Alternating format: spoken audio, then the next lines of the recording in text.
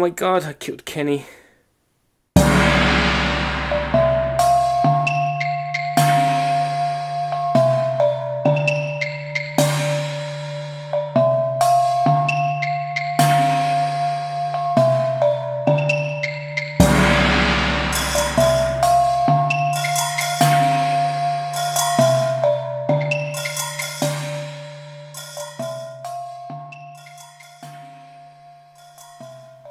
Hello Chappettes, and welcome to another Board Games Everybody Should review how to play.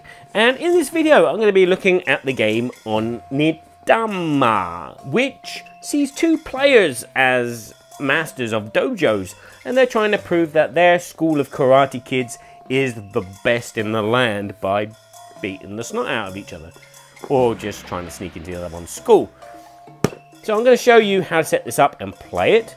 And I'm going to give you my review and then tell you if it's my cup of tea, and then I'll leave it up to you to decide whether you're going to make some space on your shelf for Onitama.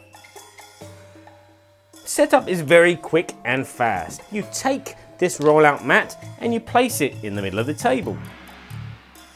Then players decide what colour they're going to be. You'll either be the blue or the brown. And then you'll take the 4 students of your colour and its master. You place the master in front of the stairs to the school of their colour, and you place the students either side of them. You then take the deck of 16 cards, you give them a shuffle, and then each player is dealt 2 of these cards each. These are your starting animal spirit cards. You'll also take a 5th card at random and turn it over and place it in the middle of the table. Now the icon in the bottom corner here, in this case a bluey grey one, depicts that the bluey grey player is going to be the start player. Gameplay is very simple. On a player's turn, they will use one of their 2 animal spirit cards to move either one of their students or their master to another space on the board. The card that they use, they then place in the middle of the table and take the card which is in the middle of the table and then play passes to the next player. A player will win the game if they manage to capture either a master of the opponent, or if their master themselves arrives at the steps of the school of their opponent. Let's demonstrate a few turns and see how this works. Okay, so the blue-grey player, they're going to think about using the frog. Now this black square indicates the piece that they wish to use, so it could be this one, this one, this one, this one, or this one. Well, if we have a look, this one can move either diagonal to the left or backwards to the right, or sidestep to the left 2 spaces. So this piece would not be able to do any of those, because moving backwards would take them off the board, and moving there would take them off the board, so they won't be able to do anything. This piece can move there if he wants it to. This piece can move there, this piece can move there, and this piece can move there. None of them can move backwards, and none of them can do a side step of 2. So, for example, let's say that they play the frog and they move this pupil there. This card goes into the middle of the table, they take the ox. Our opponent over here has the turtle, which at the beginning of the game means that they can't do anything, because if you have a look, all their characters cannot sidestep or go backwards. So they have no choice but to play the mantis, which will allow any piece to move diagonal left or right, as long as it stays on the board. And they decide to move their master there. Therefore they discard the mantis and they gain the frog. Back to the blue player, they can play either the horse or the ox. They're very similar actions, as you can see. So they could, if they wanted to, move this pupil to there or moving forward, or they could move this guy forward. But they need to look, and as they see this player, if I move this pupil there with, say, the horse, for example, he cannot be taken because the frog will not arrive at them, and neither will the turtle. Back to the browny red color player. They can see that this player has a mantis, which means if it played it on this pupil, he would take his master and therefore win the game. So he's going to have to move his master to a space which will save him. So he decides to use the frog and then move his master 1 space in a diagonal direction, therefore taking the horse. Back to the blue-grey player, they're going to play the mantis and move their master there. They want to get their master into position so they can attack or maybe get into the school. And so on until one side wins. So to sum up, Onitama is a board game that every Ralph Macho should fight over. I should say actually, every kind of abstract lover should fight over. This game is very reminiscent of chess for me personally. I mean, you may have played some other abstract games and think, oh yeah, that actually looks kind of like that. But for me, it's an abstract chess. It's two-player, it's head-to-head. You're moving a piece, they're moving a piece, and you're trying to capture a king, so to speak. Am I a chess fan? I don't mind playing chess, but I would rather play this. And again, my daughter comes down sometimes and says, oh, let's play chess. And I say, well, I'd rather play Onitama because it's quicker. We've got to go out and, you know, we can play several games. And so there's a great advantage because this game can play within about 5 minutes. It can take longer, obviously, if you're really, really deeply doing your strategy and avoiding each other and calculating your moves. That game has a lot of that. You have all the information in front of you. Much like chess, you know what the pieces do and where they're going to go, but it's on a smaller scale. Everything is more compact. Also, you have the visibility of what actions the players can do. There are 16 different action cards and you're going to be using 5 of those on a game alone. And some of them are very similar, but some of them are very different. Like the tiger, it stands out, it's a bit different. The dragon stands out, it's different, but some of the others are a bit similar. They go either left or they go right or they're upside down.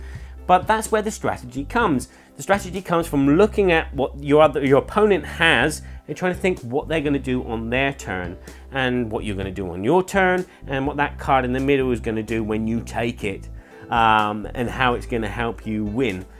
The fact that there are 2 possibilities to win the game, either by capturing their king or going into their school with yours, not king, master, the master and the puppets, is great because then you've got 2 different roads that you can go down. Is there a lot of replayability? Well, there kind of is, because normally when we sit down and play, we don't just play one game, we play several games in a row.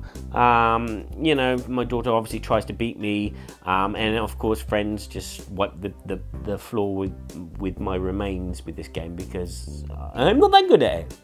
Let's talk about the product as a whole. The product comes in a very strange shaped box, but everything about it is fantastic, stellar, 5-star. From the opening, from the box insert, from the rules, the card quality is very thick and durable. The playing pieces are beautiful. The mat, although I was a bit dubious that it wasn't going to lay flat, actually lays flat and looks really, really nice. This is a stellar production for a small abstract game, and so it's worth every single penny of your money. The gameplay is simple, the gameplay is quick, very, as I said, reminiscent of chess. You're going to enjoy this game if you like a head-to-head kind of game. If you're not into 2-player abstract games, this game is not going to appeal to you. The fact that it is only 2-player is a bit of a bummer. In regards to all the other abstract games that I've played, I like playing multiple players, like Dam Chinoise, Chinese checkers. That's 6 players you can play up to, or something like Zero, which plays up to 8 players. Lots of players, that means that there's lots of opportunity for different strategies and different things to happen. This is pretty similar all the time. The cards change, your opponent may change, but that's about it. So is this game my cup of tea? Let's have a look into my tea leaves. This game is not bad. It's one of the better abstract games that I own. I do prefer my abstract games, or I do prefer games to have multiple players. A one-on-one is pretty limiting and restricting, but sometimes a one-on-one is all I can do with just me and my daughter, or me and my wife. And so this game kind of fits that kind of category. It's beautifully put together, it's simple, it's elegant. It doesn't have a lot of downtime unless you're playing with AP players. And there is quite a bit of back and forth, and there's not a lot of action, there's not a lot of taking, because you're playing cautiously. You're like trying to step onto a space which you know you're not going to be taken or taken out with. There's not a lot of sacrificing because there's no need to sacrifice too much. It's not like chess. It's not a big kind of war thing where I've got 5 steps set up. It is kind of like you're only thinking about 2 steps ahead. You're not going to be thinking that long term about the game. It's compact, it's quick, it's enjoyable. Here's my Board Game Geek rating, and it's over to you now. Is this game worthy of your collection of your shelf space even? So thank you for watching. I hope you found this video useful in determining whether Onitama is something which will fit into your dojo.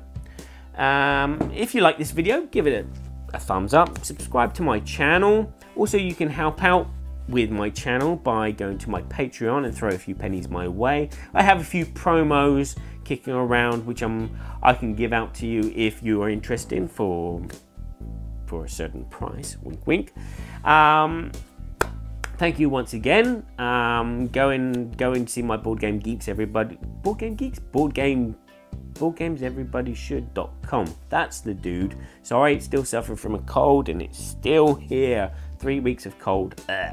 And I will now say ciao for now. And remember, you don't have to own every single board game that's out there. You just need to own a few good ones and maybe splat some on a wall as well. So, and hopefully I've pointed you in the direction of whether this is a good one for you. Oh, wow. I rolled a 1. I believe I've earned a critical failure song, gentlemen. Just sitting at the table next to Felicia would be quite nice. Wouldn't it be good? I got some board games, I don't know how many. Just like they do on beer and board games. Not an iron dream. I got no friends. Stupid. Why Dylan has no shame. So I play solo. Just me and my team. Why is it when I say I like board games? People look at me excuse me. I should have some children. Let them beat me just like Rodney said.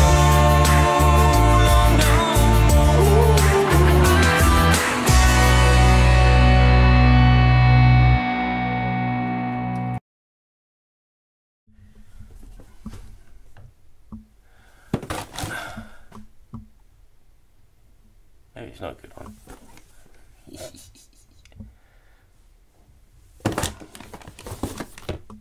Ah!